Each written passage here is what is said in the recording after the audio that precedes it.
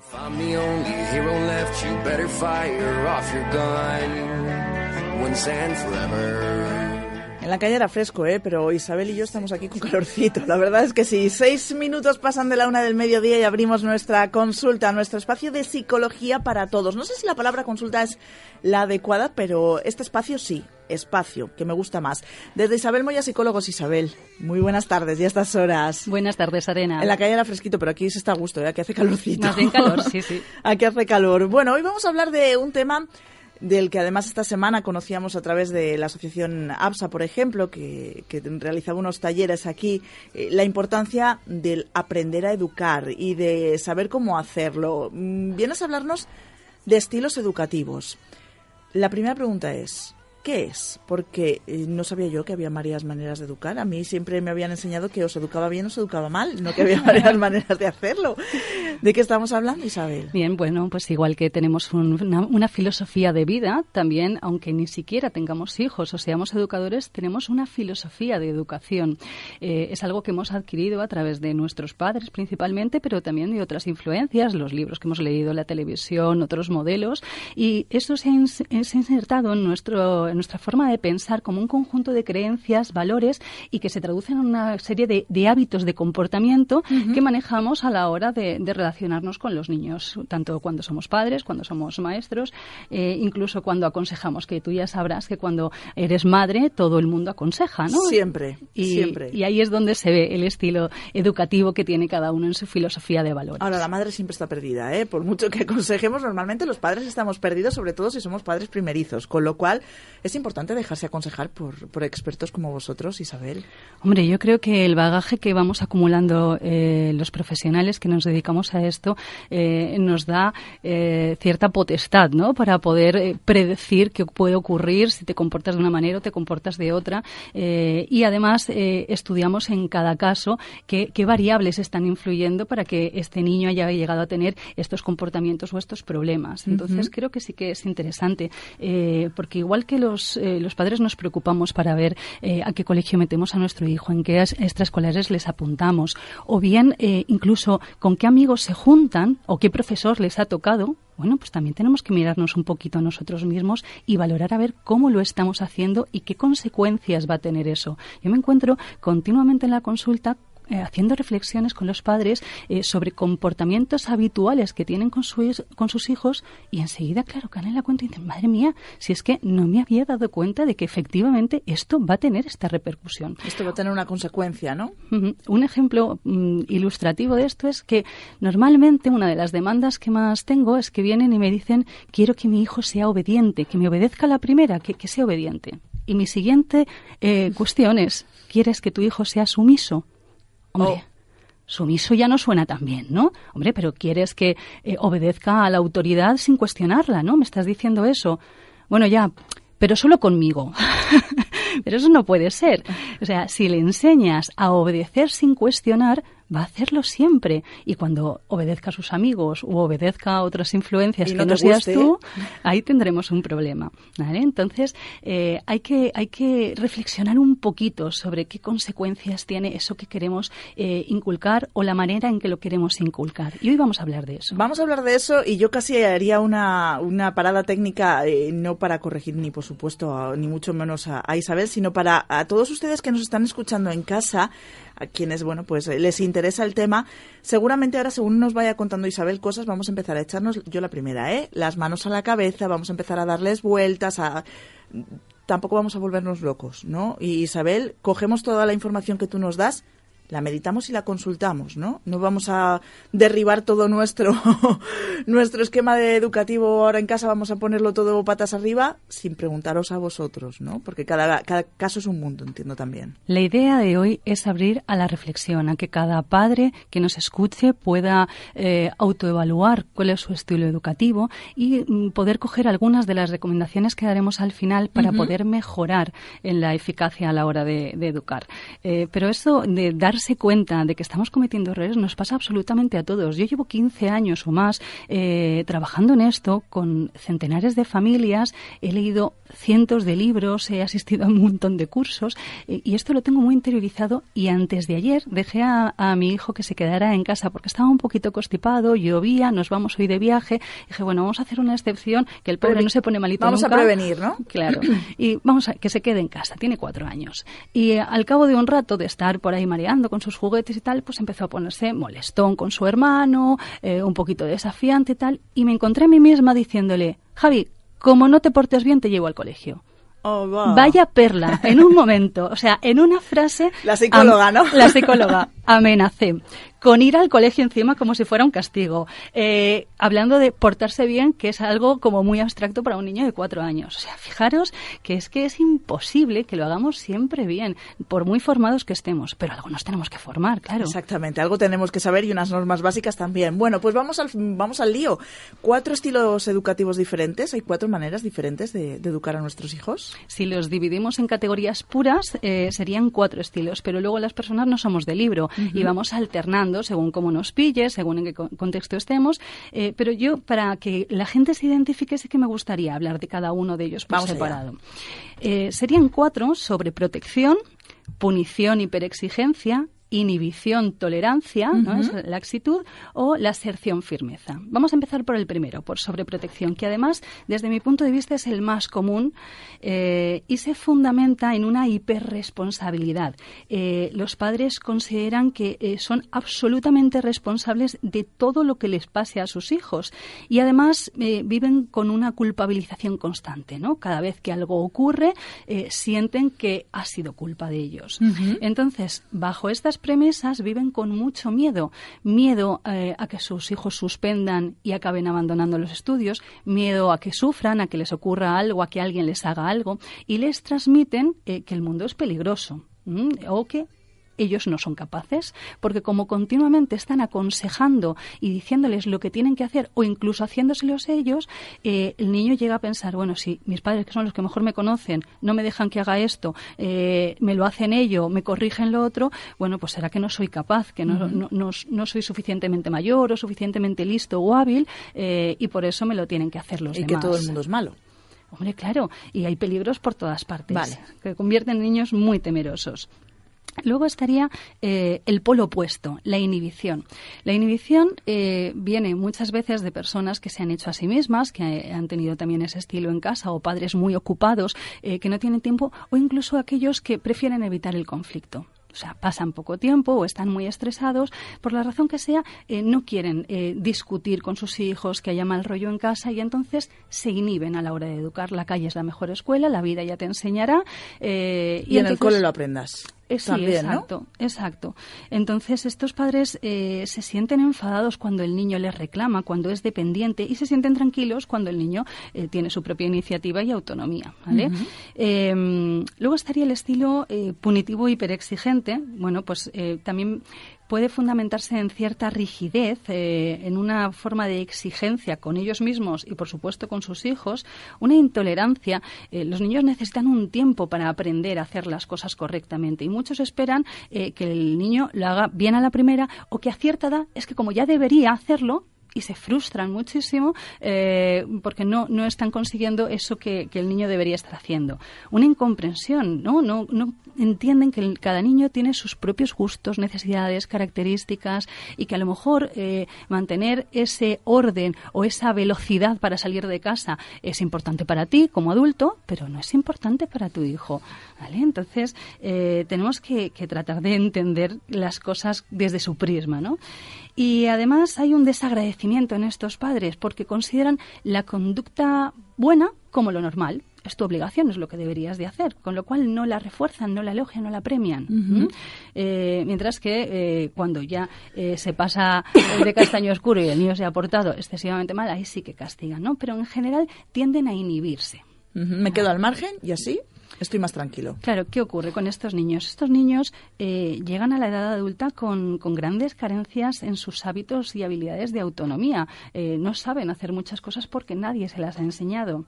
Y muchas veces se sienten inseguros o ansiosos porque no han tenido una cierta supervisión que les dé el feedback de cómo lo están haciendo, ¿vale? Entonces, pues tampoco nos interesa llegar a la edad adulta con esto, con lo cual vamos a ir viendo los siguientes estilos a ver en cuál nos quedamos. Perfecto.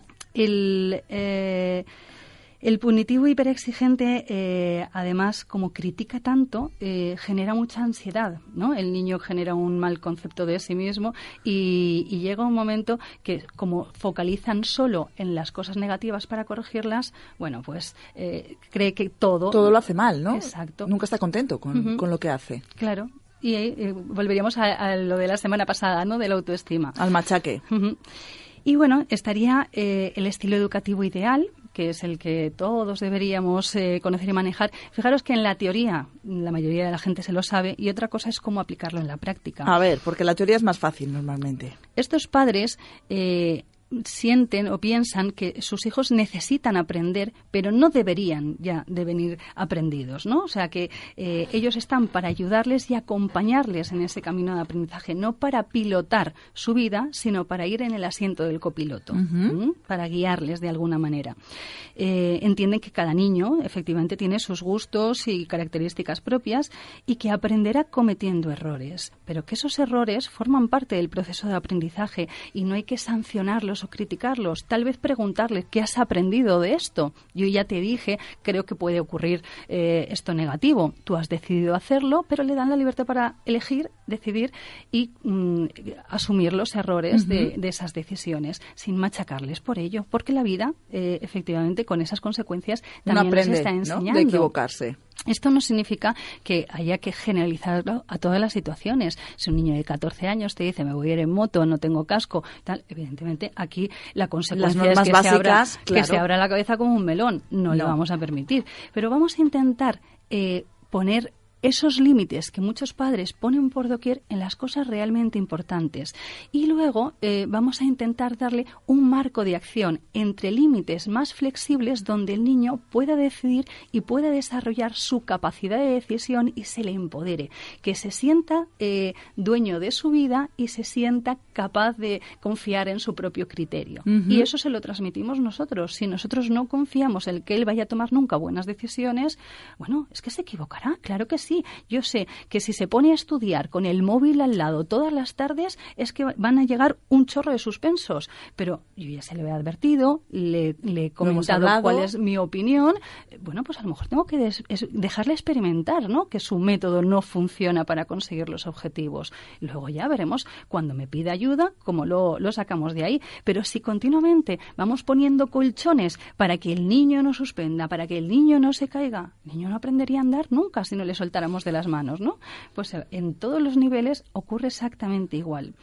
Estos padres que utilizan esa combinación de firmeza y cariño atienden los progresos de sus hijos y elogian los esfuerzos y los logros. No solo los logros, o sea, no hay que premiar las buenas notas, sino alentar cada día que el niño se pone y estudia y hace sus deberes. Ese esfuerzo constante, si se mantiene en el tiempo, seguro que le va a llevar los éxitos. Aquello de estudiar y sacar buenas notas es tu obligación, entonces no es la mejor de las frases, ¿no? ¿Tú cobras a final de mes? Aquí sí. Porque la mayoría queremos cobrar a final de mes, ¿no? Bueno, pues los niños necesitan también algo que consigan al final de las notas. Un objetivo. ¿No? Y a lo mejor simplemente esas notas en el papel para ellos no es suficiente.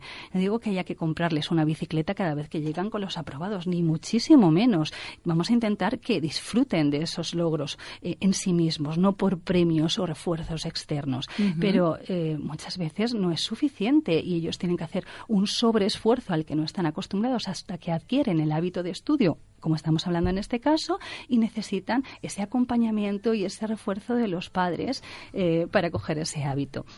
Entonces, van intentando ignorar los pequeños errores y focalizándose en los pequeños progresos, porque eso construirá los hábitos que necesita para ser autónomo.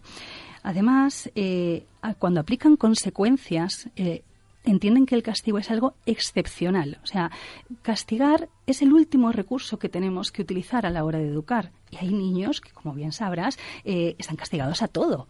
A eso se acostumbran. Sobre todo cuanto más pequeños son. Luego, a lo mejor, cuanto más mayores son, los castigos o las maneras de pues aplicar esas consecuencias son diferentes.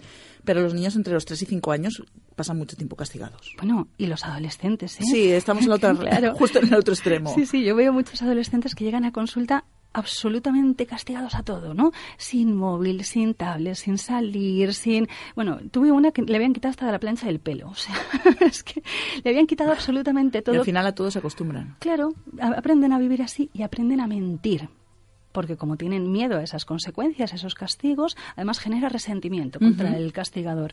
Porque, claro, estos castigos muchas veces no se aplican advertidos, sin ira, sino en un arrebato de furia, el padre dice, fuera todo. ¿Hasta qué ha llegado? Con lo cual el niño asocia que esa consecuencia no viene por sus decisiones, viene porque el padre está malhumorado, porque el padre tiene poca paciencia, por características del padre. O sea, no achaca esas consecuencias a su actividad. Exacto. Entonces, cuando apliquemos castigo vamos a intentar que sea muy, muy excepcional, que sea lo más parecido a unas consecuencias naturales, como le daría la vida en sí misma, y vamos a intentar que siempre sea breve, justo, que el niño lo pueda entender, que lo pueda asociar a su decisión, a su comportamiento, y sobre todo que sea advertido. Además, el niño tiene que atribuir su capacidad de decidir. Yo sé que si hago esto me va a traer estas consecuencias y si hago lo otro me va a traer otras. Y como decide, entonces asume esas consecuencias. Esto le hace responsable. Y como el padre lo aplica sin ira, bueno, cariño, lo siento. Te he dicho que si volvías a jugar con la pelota dentro de casa, me quedaba con la pelota hasta mañana. Lo siento mucho. Es lo que hay. Ya está, tú lo has decidido. Ya sabías lo que iba a pasar. Perfecto. Con tranquilidad, ante Exacto. todo. Eso a veces es difícil, sí. Pero si, como al final las conductas de los niños se repiten mucho, los problemas que tenemos con ellos son siempre los mismos, bueno, pues vamos a estructurarnos un poquito. ¿Qué voy a hacer yo cuando el niño haga tal? Porque no podemos obligar. Podemos obligar al niño a ir al médico si no quiere. Podemos obligarle a ir al colegio si no quiere. Al adolescente mucho más complicado, porque no podemos arrastrarle físicamente. Pero como no podemos obligar en la mayoría de los casos a que los niños hagan las cosas, podemos decidir qué vamos a hacer nosotros cuando él haga esto. Si me faltas al respeto, se termina la conversación. Yo me retiro. No puedo obligarle a que me respeten, pero puedo decidir respetarme a mí misma y salir de esa situación. Perfecto. Bueno, un montón de cosas, ¿eh? Muchas cosas. Como valores, como fundamento para seguir esta línea, yo hablaría de la comprensión, ¿no? Que muchas veces se nos olvida. ¿Qué sentíamos? ¿Qué necesitábamos cuando éramos pequeños? Y hay que ponerse en la piel de nuestros hijos para saber cómo van a recibir eso que yo les voy a trasladar. ¿Quieres que estudien por miedo? ¿Quieres que al final te respeten porque tengan miedo? Hay muchos padres que siguen utilizando el bofetón como forma de coacción. Cuando a nosotros no nos gustaba que nuestros padres nos aplicaran esa técnica, ¿no? Y además, si quieres transmitir a tu hijo que tiene que tener autocontrol, que la agresión o la agresividad, la ira, no es una buena solución de problemas, el niño no va a copiar lo que tú dices, sino lo que tú haces. Entonces, se nos está desmontando por todas partes. El tema del respeto, muchos padres también me dicen, bueno, es que me tenga respeto, que soy su padre. Bueno, igual que tú le tienes que tener por ser persona, sea un niño, sea... Claro, a mí me hacen muchas veces pensar en que hoy en día estamos en una situación como podía ser el trato a la mujer hace 50, 100 años, en el que el marido estaba legitimado en aleccionar, aunque fuera con consecuencias físicas, a su mujer, porque estaba en porque su tenía derecho... el poder, ¿no? estaba en su derecho de educarla y corregirla de esa manera si hacía falta. Bueno, pues hoy en día todavía nos encontramos esa creencia en muchísimas familias. El respeto tiene que venir de los hijos hacia los padres y no viceversa. Claro, es un error grandísimo. Si queremos que esas personas, esas futuras personitas, se respeten a sí mismos y respeten a los demás, tenemos que ser los primeros que les muestren respeto. Respetarles a ellos, aunque sean pequeños. Exacto. Una responsabilidad equilibrada entre lo que ellos hacen, lo que a ellos les corresponde decidir y lo que decidimos nosotros, ni todo uno ni todo el otro. Y ser firmes. Si hemos dicho algo que no, tenemos que mantenernos firmes. Esa amenaza continua del castigo continuo y que luego no se puede sostener porque es que al final es imposible, te acaban dando pena, ¿no? Claro. Bueno, pues mejor que no se te vaya la fuerza por la boca. Di, esto algo que has hecho... Algo coherente, ¿no? O esto que has hecho no me parece bien, déjame que lo piense, que hablaremos sobre qué va a pasar. Firmeza, de esto hablaremos mucho, también por las relaciones entre padres, madres, las consecuencias de pídeselo a mamá, dáselo a mamá, de esto hablaremos también en otro momento. Por resumir, Isabel, que se nos acaba el tiempo, esos tips, esos consejos básicos. Que hablen y sobre todo escuchen a sus hijos, que no les den sermones, pero les hagan preguntas que les abran a la reflexión para que ellos mismos lleguen a las conclusiones de cuál será la decisión adecuada. Que les permitan asumir esas responsabilidades, que cuando el padre se hace cargo de todas esas responsabilidades no le está permitiendo aprender a responsabilizarse al hijo. El tema sería todo lo que pueda hacer por sí mismo, déjale que lo haga y permítele decidir, anticípale las consecuencias, pero que confía en sus capacidades para que ellos acaben confiando y permítele equivocarse, que entiendan que los errores son oportunidades de aprendizaje, además de un proceso totalmente natural, son oportunidades de aprendizaje y podremos preguntarles ¿qué has aprendido de esto? ¿Y qué vas a hacer la próxima vez con esto que has aprendido? Que se formen los padres, por último que se formen, que identifiquen con todas estas cosas que hemos dicho qué errores pueden estar cometiendo y que se formen leyendo libros, asistiendo a las escuelas de padres o incluso yendo a asesoramientos personalizados, que hay muchos profesionales que nos dedicamos a esto y podemos ayudarles muchísimo. Que no nacemos aprendidos, ni muchísimo menos, aunque hayamos sido niños. Hasta aquí el tiempo hoy, nos quedan 2 minutos y vamos a llegar enseguida al tiempo del deporte. La semana que viene más, además con un tema también muy importante. Lo hablábamos antes con la cercanía de Todos los Santos, aprovecharemos para hablar sobre el duelo, no será con Isabel sino con una de sus compañeras. De momento, Isabel, gracias por haber venido una semana más. A ti, Arena. Y hasta pronto. Un saludo.